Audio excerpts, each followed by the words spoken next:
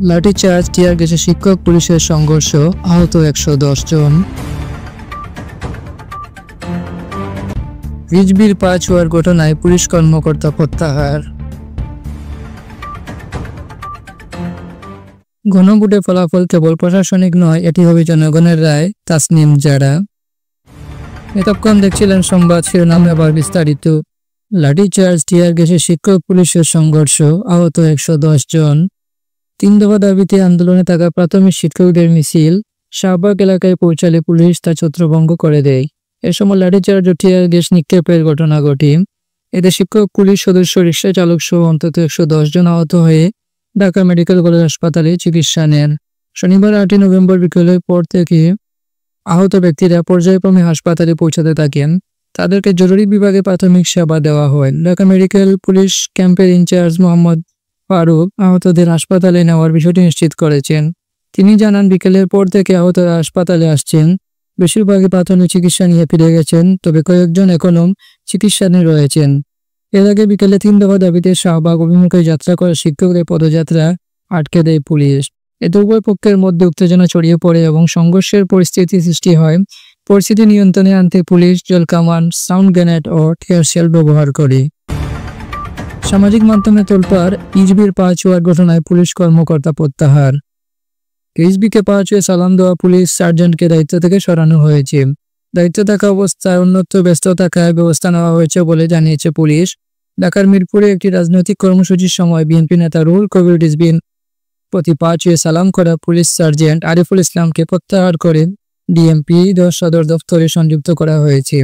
এ ঘটনা সামাজিক যোগাযোগ মাধ্যমে ভিডিও ছড়িয়ে পড়লে তা নিয়ে ব্যাপক আলোচনার সৃষ্টি হয়। এরপরই শুক্রবার মিরপুর ট্রাফিক বিভাগ থেকে তার বিরুদ্ধে অফিস আরেস্ট জারি করা হয়।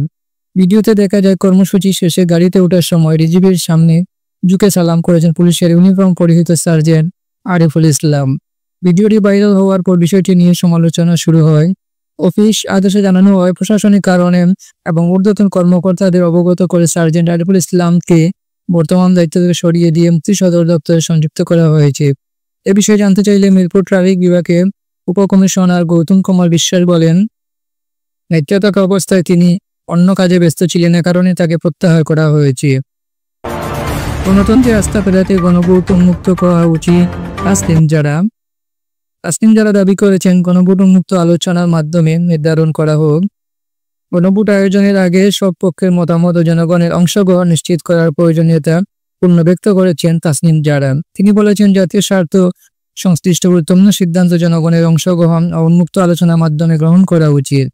তাসনিম জারা বলেন, গণতান্ত্রিক ব্যবস্থায় জনগণের মতামতই চূড়ান্ত, তাই যে কোনো গণভোটের আগে সব রাজনৈতিক ও সামাজিক পক্ষের বক্তব্য শোনা অত্যন্ত জরুরি। তিনি আরও উল্লেখ করেন, স্বচ্ছতা এবং জবাবদিহিতা বজায় রেখে গণভোট পরিচালনা করা গেলে জনগণের আস্থা বৃদ্ধি পাবে এবং রাষ্ট্রীয় সিদ্ধান্তগুলো আরও কার্যকরভাবে বাস্তবায়ন সম্ভব হবে। নাগরিক অংশগ্রহণের গুরুত্বের কথা তুলে ধরে তিনি বলেন, গণভোটের ফলাফল কেবল প্রশাসনিক নয়, এটি হবে জনগণের রায়, যা দেশের শাসন ব্যবস্থাকে শক্তিশালী করবে। সরকার ও সংশ্লিষ্ট কর্তৃপক্ষের উচিত প্রক্রিয়াটি স্বচ্ছ ও সর্বজনীন করা। এতে বলা হয়, গণভোটের ফলাফল সংবিধানে অন্তর্ভুক্ত করতে হলে সংশ্লিষ্ট আইন প্রণয়ন ও পরবর্তী সংসদের মৌলিক সাংবিধানিক ক্ষমতা নিশ্চিত করতে হবে। তাসনিম জারা আশা প্রকাশ করেন, সবাই এক প্রক্রিয়াকে সমর্থন করবে এবং দেশের গণতান্ত্রিক প্রতিষ্ঠানকে আরও শক্তিশালী করবে। এতক্ষণ ধৈর্য নিয়ে আমাদের ভিডিওটি দেখার জন্য আপনাদের অনেক ধন্যবাদ। আমাদের চ্যানেলে নতুন হয়ে থাকলে আমাদের চ্যানেলটাকে সাবস্ক্রাইব এবং কমেন্টে আপনার মতামত জানাতে বলবেন।